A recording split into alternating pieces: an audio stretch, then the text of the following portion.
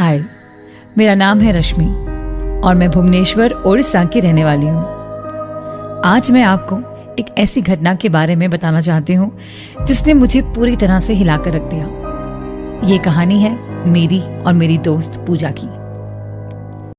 बात आज से लगभग 5 साल पहले की है, जब मैं कॉलेज में पढ़ती थी। उस वक्त मैं कॉलेज के हॉस्टल में ही रहती थी। हॉस्टल में एक लड़की थी पूजा। उसका कोई दोस्त नहीं था, हमेशा अकेली सहमी सहमी सी रहती थी। दिखने में एकदम दुबली पतली सी थी, लंबे बाल और सांवली सी थी। उसका कोई रूम पार्टनर भी नहीं था। पता नहीं क्यों अकेले ही रहती थी। मुझे लगा वो थोड़ी रिजर्व सी है, पर मैं तो बहुत बातूनी हूं, तो मेरी उससे अच्छी दोस्ती हो गई। हमें कुछ दिनों की छुट्टी मिली थी दुर्गा पूजा के लिए। कॉलेज खुलने के 3 दिन पहले पूजा ने मुझे कॉल किया। हाय रश्मि, यार हम कॉलेज साथ में चलते हैं। क्या तुम मुझे कल रेलवे स्टेशन के बाहर से पिक कर लोगी? वहाँ से हम टैक्सी कर लेंगे। मैंने कहा बिल्कुल, कोई प्रॉब्लम नहीं। मेरे पापा ने टैक्सी बुक कर ली और मैं निकल पड़ी पूजा को पिक करने।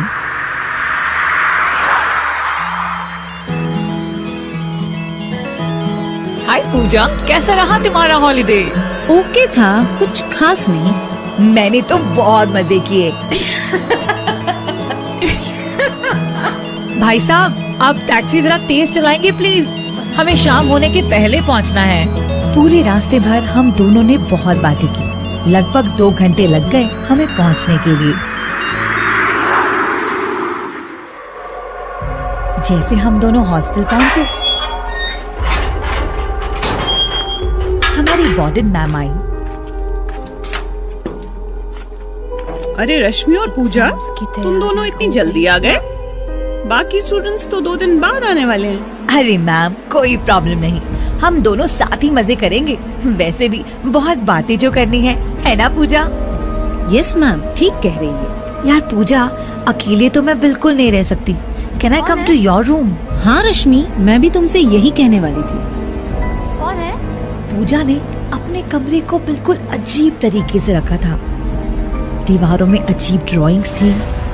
मुझे ये सब देखकर बड़ा अजीब लगा और मैंने मजाक से पूजा को कह दिया, यू नो व्हाट पूजा, मुझे लगता है तुम्हारे कमरे की वजह से ना तुमसे कोई दोस्ती नहीं करता। कितना डरावना है तुम्हारा कमरा। ओह गॉड।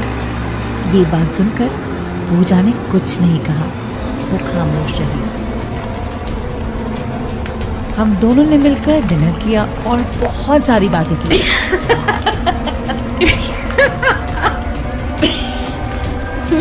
तकरीबन रात के 2 बज रहे थे। रात में अचानक जैसे ही मेरी आंख खुली, पूजा मेरे बिस्तर के पास खड़ी थी। बाल खुले थे, चेहरा थोड़ा सा मुड़ा था और मुझे कुछ अजीब तरह से घूर रही थी। मैं बहुत डर गई और इससे पहले कि मैं कुछ कहती या करती, वो मेरा गला दबाने लगी। पूजा तो बहुत दुबली पतली थी, जाने उस रात उसमें ताकत कहां से आ गई थी। उसके बालों ने उसका चेहरा ढक दिया था। पता नहीं वो पूजा ही थी या कोई और, पर हॉस्टल में तो वार्डन और हम दोनों के अलावा और कोई नहीं था। फिर मैंने पूरी ताकत से धक्का दे दिया और वो बिस्तर से नीचे जमीन पर गिर गई और बड़ी मुश्किल से भागकर मैंने रूम की लाइट ऑन की। जैसे मैंने रूम का लाइट ऑन किया, मैंने देखा पूजा वापस बेड पर थी।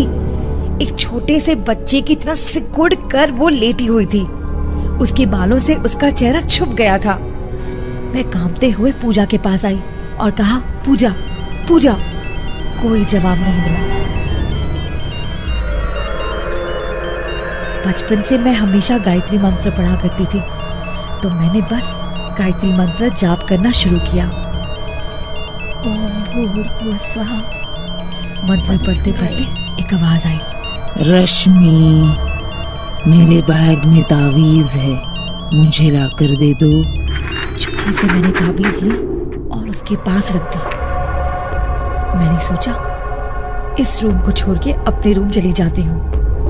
मैं जाने ही वाली थी, पर पूजा ने कहा, मुझे अकेले छोड़ के मत जाओ रश्मि, मुझे डर लगता है। मैंने पूजा से कहा, मुझे पता है, लेकिन मैं बस वार्डन को बुला कर आ रही हूँ। इतना बोलकर मैं रूम से बाहर निकल गई। वार्डन का रूम 5th फ्लोर में था और हमारे हॉस्टल का लिफ्ट खराब था। मैं सीढ़ियाँ चल ही रही थी कि पीछे से पूजा ने मुझे पकड़ लिया। कौन है? रश्मि, मैंने कहा था ना, मुझे अकेली छोड़ के मत जाओ, चलो मेरे साथ, तुम्हें आज मेरे साथ ही रहना होगा। जैसे ही हम कमरे में वापस आए, पूजा फिर से बिस्तर पर अजीब तरह से लेट गई और मैं गायत्री मंत्र का जाप करने लगी। पूरी रात मैं जागती रही, गायत्री मंत्र का जाप करती रही और सुबह होने का इंतजार करती रही। पूजा, कल रात तुम्हें याद है? क्या? हमारी गॉसिप? डरो मत, मैं किसी को नहीं बताऊंगी।